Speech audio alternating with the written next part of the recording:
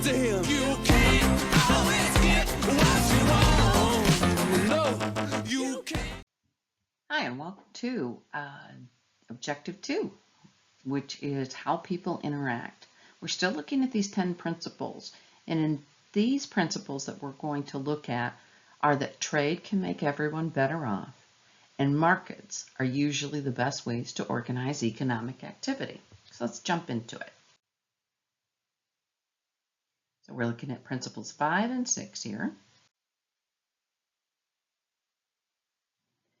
Okay, when we talk about a benefit from trade, we know that countries which have outward-oriented policies, meaning either free trade or the ability to trade with others, tend to do better economically. Yes, the United States could produce everything that it needs by itself. However, there are going to be resources which are more plentiful in other areas, which are easily manufactured in other areas. And by specializing in the good or service that we have a comparative advantage, meaning that we do best in terms of opportunity cost, we're going to be better off. Imagine that resources, and again, remember resources, one of those weird words, that land, labor, and capital. Remember, capital is not money, it is, that's right, hopefully you said everything aside from land and labor that you need to produce a good or a service. So machinery would be a good example of capital. So for a moment, I want you to imagine that Scrabble tiles are resources. And I hand you Scrabble tiles, these two Scrabble tiles. Okay, how many words, finished product, can you make? Imagine these are resources. You have an E and you have an A. You are a nation that is trying to use those resources to make words. So I don't know of any words we can make here with only two Scrabble tiles, meaning that our resources, we all know that all resources are limited, but they're vastly limited because of the country that we are, and we only have two vowels, so we can't make any words with that.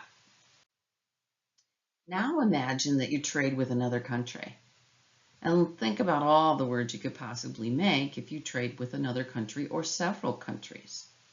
So when we look at this idea of Scrabble tiles like resources, the ability to trade with others not only increases our output, but it also increases our overall standard of living.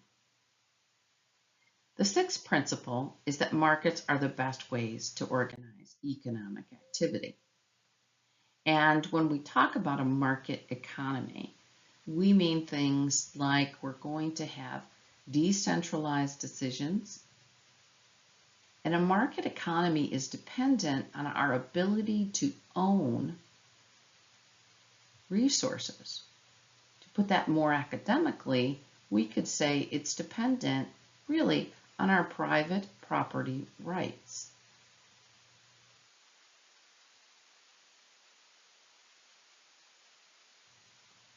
In a capitalistic economy, what happens is that we own, citizens own the factors of production. That's a telemarketer. And because we own the factors of production, we're able to sell those to factor markets. Like I said, it was a telemarketer. Okay, and when we look at this, it's very successful in economies that use private property rights because individuals can sell those resources to the factor market, who can then take that resource and combine it into a good or a service. Prices really are the determinant of a value to the buyers and the cost to the sellers, cost of producing them. Adam Smith, very famous economist, talked about the invisible hand. And when we look at kind of what he said, is a quote from his book Wealth of Nations in 1776. Basically, where the willingness of buyers and the willingness of suppliers intersect will be at this equilibrium.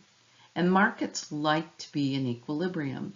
If the price is too high, for example, let's call this P1, then the demand is going to be people who want the product are probably, let's say, 200 units. However, the suppliers want to supply, let's say, 600 units, and there'll be a surplus in the market. When that happens, suppliers will start to decrease their prices. And while they decrease their prices, more people will want the product. And as you can see, if this continues, we're going to end up back here at equilibrium. Likewise, if the price is too small, that means there's not a lot of supply, but there is a lot of demand. So suppliers will start to raise the price of their products.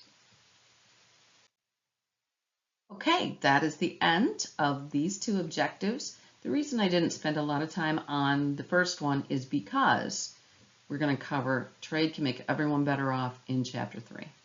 So thank you for watching, and I'll see you back in Principles 7 and 8.